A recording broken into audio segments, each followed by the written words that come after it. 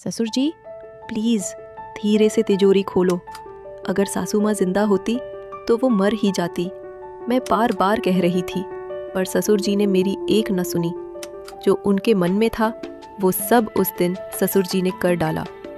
आखिर ये सब कैसे हुआ वो सब मैं तुम्हें बताऊंगी। मेरा नाम लैला है, मेरी उम्र 24 साल है। मैं और मेरे ससुर जी चेन्नई की एक होटल में रहते हैं। 1 साल पहले ही मेरी सासू माँ का बीमारी के चलते देहांत हो गया था। उनके जाने के बाद से ससुर जी बहुत ही उदास रहने लगे थे।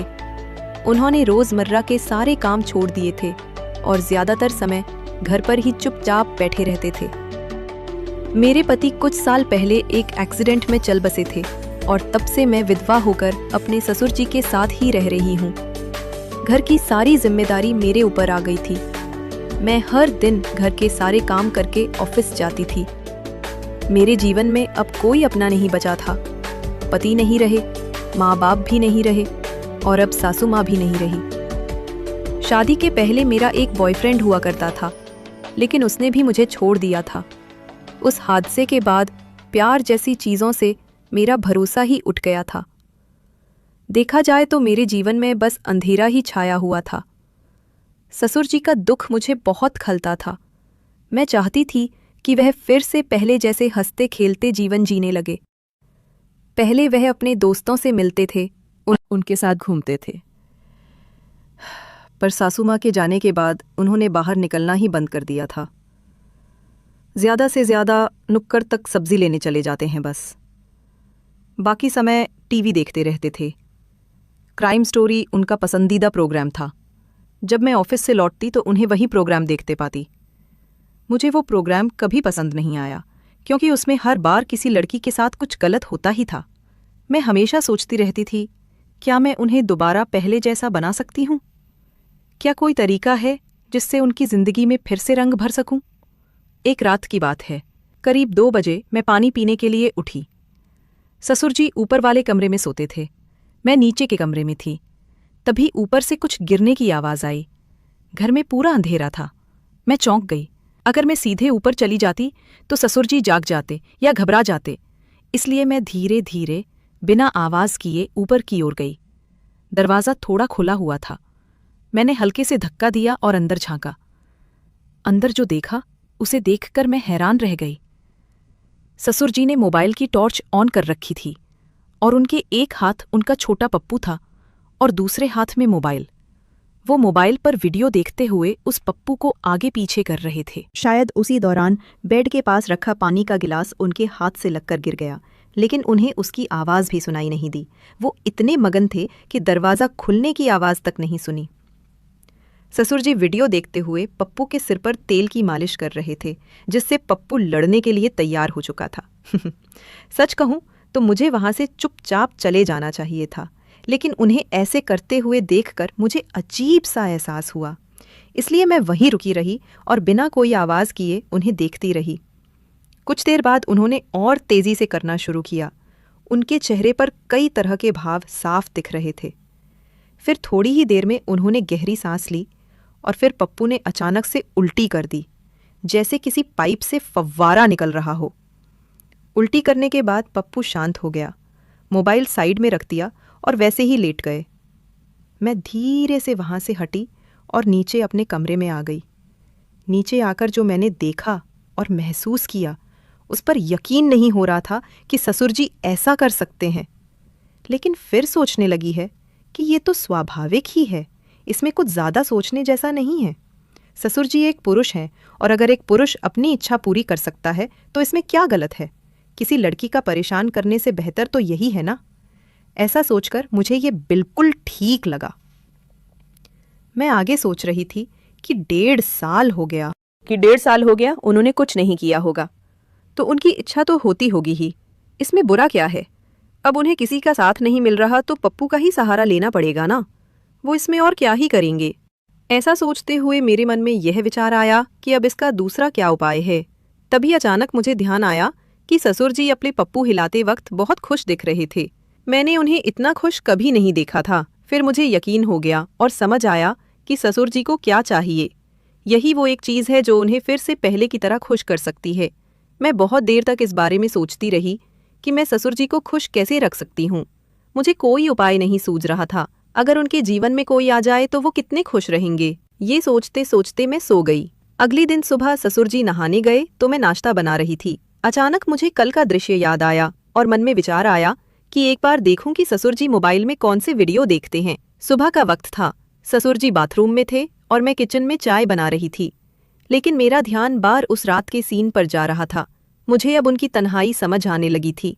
एक औरत जब अकेली होती है तो सब उसके दुख को समझते हैं, लेकिन एक मर्द जब अकेला होता है तो उसे बस मजबूत बने रहना पड़ता है। अंदर से कितना टूट चुका है ये कोई नहीं पूछता। मैंने धीरे से ससुर जी का मोबाइल उठाया। मोबाइल लॉक नहीं था।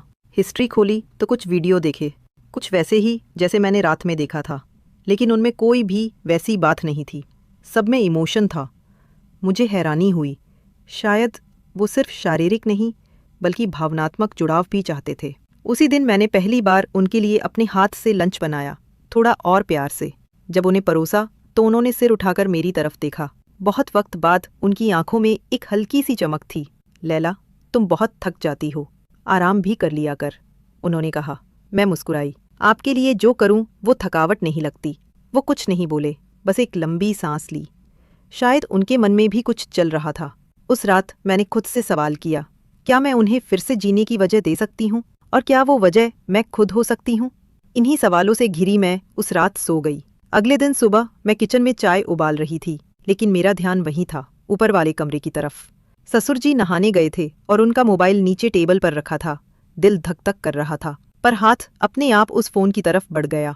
फोन अनलॉक था। सीधा वीडियो प्लेयर में गई और वहीं देखे कुछ नाम। रोमांटिक स्टोरी, ससुर बहू प्यार, बाप बेटी कहानी। ये देखकर मेरी सांसें अटक गई। एक सेकंड को ऐसा लगा जैसे कोई मेरे पेट में कुछ भारी रख गया हो। पर हैरानी ये थी, ये कोई जबरदस्ती वाला सीन नहीं था। जो वीडियोस थे उनमें औरत को सम्मान दिया गया था, उसकी मर्जी पूछी गई थी। ससुर जी सिर्फ अपनी फीलिंग के लिए ये सब देख रहे थे, ना कि किसी हवस के लिए। मैंने फोन बंद कर दिया, पर दिमाग अब सवालों से भर गया था। क्या वो मुझ में ही वो सब देखने लगे हैं? क्या वो मुझे एक औरत की तरह महसूस करने लगे हैं? और सबसे बड़ा सवाल, क्या मैं उनके लिए कुछ महसूस करने लगी हूं? उस शाम जब मैं ऑफिस से लौटी, ससुर जी हमेशा की तरह टीवी के सामने थे। मैंने जाकर उनका हाथ छुआ। आपने कुछ खाया भी है आज? वो चौंके नहीं, बस बोले, तेरा हाथ बहुत गर्म है, सब ठीक है ना? मैंने पहली बार उनकी आंखों में सीधे देखा। नहीं, कुछ ठीक नहीं है। वो थोड़े घबरा गए। क्या हुआ? मैंने कहा, कल रात मैंने आपको देखा था ऊपर। अब एकदम सन्नाटा छा गया। उनके चेहरे से खून उतर गया। वो धीमे स्वर में बोले, मैं माफ़ी चाहता हूँ बेटा। मैंने उनकी बात बीच में ही काट दी। आपको मुझसे माफ़ी मांगने की ज़रूरत नहीं है। अब वो मेरी आंखों में झांकने की हिम्मत नहीं कर पा रहे थे। मैंने धीरे से उनका हाथ पकड़ लिया और बोली, आप इंसान हैं और इंसान की ज़रूरतें होती हैं। मैं समझती हूँ ससुर जी, और शायद मैं अकेली नहीं हूँ यहाँ जो ये सब महसूस करती हूँ। वो चौंक कर मेरी तरफ देखने लगे। मैंने मुस्कुराकर कहा, हम दोनों अकेले हैं, क्या हम एक दूसरे का सहारा नहीं बन सकते? एक पल को वो बिल्कुल चुप हो गए, फिर बहुत धीमी आवाज़ में बोली, लैला, ये रास्ता बहुत मुश्किल है, लोग क्या कहेंगे?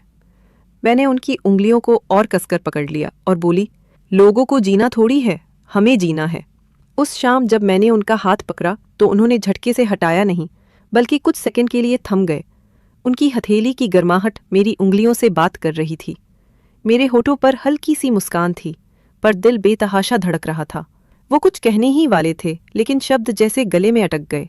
मैंने धीरे से कहा, सच बताइए, जब उस दिन आपने मुझे देखा था पहली बार साड़ी में, क्या आपको कुछ महसूस हुआ था?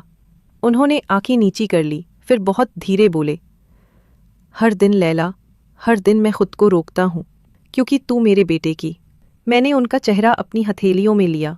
मैं अब सिर्फ किसी की विधवा नहीं हूँ, मैं भी इंसान हूँ, औरत हूँ, और अब मैं सिर्फ अकेली नहीं रहना चाहती। वो मेरी आंखों में देखकर कुछ तलाश रहे थे, शायद इजाज़त, शायद माफ़ी।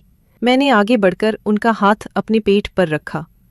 यहाँ अब कोई बोझ नहीं है, अब जो भी होगा वो अपनी मर्जी से होगा। वो कम पा गए लैला, तो मैंने उनकी बात फिर काट दी। अब तू नहीं, बस हम। मैंने पहली बार उनके गले से लगकर अपने मन का सारा बोझ हल्का दिया। रात 11:30 पर घर की बत्तियां बुझ चुकी थी। हम दोनों चुपचाप अपने अपने कमरों में थे, लेकिन नींद न मेरी थी न उनकी। कुछ देर बाद ऊपर से उनके कदमों की आवाज़ आई। दरवाज़ा खुला नहीं, बस हल्का सा खटका। मैंने दरवाज़ा खोला। वो वहीं खड़े थे। एक सफ़ेद कुर्ता, बिना चप्पल के, जैसे कुछ कहने आए हो और रास्ते में बोलना भूल गए। मैंने बिना कुछ पूछे उन्हें अंदर बुलाया। कमरे में बस एक छोटी सी नाइट लाइट जल रही थी। मैंने धीमे से पूछा, चाय बनाऊं? वो बोले, आज कुछ और चाहिए, गरम, अपनेपन वाला। मैंने बिना जवाब दिए उनकी उंगलियां थामी और पलंग की ओर ले गई। उनके हाथ कांप रहे थे। मैंने कहा, मत डरिए, मैं चाहती हूं कि आज आप सिर्फ अपने लिए जिएं। मैंने उनके चेहरे पर हाथ फेरा। बूढ़ी झुर्रियों में एक दर्द था, अकेलेपन का, अपराध बोध का और कहीं छिपी हुई उम्मीद का। मैंने उन्हें अपनी आने दिया। पहली बार हमारी सांसें एक दूसरे को महसूस कर रही थी। फिर बोले, लैला, अगर पप्पू नहीं माना तो? मैंने आंखें बंद कर ली और बोली, कोई बात नहीं, कभी कभी ज़रूरी होता है। ससुर जी मेरे सामने खड़े थे। उनकी आंखों में संकोच था, पर हाथों में एक अनजानी बेचैनी। धीरे धीरे पप्पू बेकाबू होने लगा, लेकिन उसमें कमजोरी नहीं थी, उसमें अकेलेपन की कहानी छिपी थी। मैंने हल्के से अपने हाथ उनकी छाती पर रखे। वो थरथरा गए। आप कांप रहे हैं, मैंने धीरे से कहा। उन्होंने धीरे से मेरा हाथ पकड़कर कहा, तेरे पास आना गुनाह तो नहीं है ना? मैंने उनकी आंखों में देखकर जवाब दिया, अगर साथ गुनाह है तो हाँ, मैं ये साथ हर रात करना चाहती हूँ। सुबह 4:30 पर पप्पू और मुन्नी आपस में बिना किसी रुकावट के मिलते रहे। दोनों के बीच बहुत ही शानदार मैच चले। मैच खत्म होते रहे और चलते रहे। पप्पू मुस्कुरा कर कहा, हमने एक दूसरे में वो हिस्सा पाया है जो हम खुद में खो चुके थे। फिर दोनों एक दूसरे की आंखों में देखकर बस इतना बोले, अब हम अधूरे नहीं हैं, अब हम सिर्फ हम हैं। बाहर दुनिया अब भी वही थी, चोल के शोर, लोग, बातें, पर उनके कमरे में एक नई सुबह थी, जहां कोई रिश्ता नाम का मोहताज नहीं था, बस एहसासों का था। कभी कभी रिश्ते समाज से नहीं, जरूरत से जन्म लेते हैं, और वो किसी नाम से नहीं, बस एक स्पर्श से मुकम्मल हो जाते हैं। अगर मेरी कहानी ने तुम्हारे अंदर कुछ जगाया है तो यूं ही चुपचाप मत देखो, एक तड़पता भड़कता सा लाइक कर दो, सब्सक्राइब ऐसे दबाओ जैसे मुझे छू रहे हो। जल्दी ही मैं आपके साथ लाइव आने वाली हूँ। चैनल को जल्दी से सब्सक्राइब कर लीजिए। जैसे ही मैं लाइव आऊंगी तो उसकी नोटिफिकेशन आप तक पहुंच जाएगी। और हाँ, अगर शेयर करना भूल गए तो ये कहानी उन तक न पहुंच पाएगी जिनको इसकी सबसे ज्यादा जरूरत है। तो जल्दी से शेयर भी कर दो। मिलते हैं एक नई कहानी के साथ। I love you friends. Bye bye.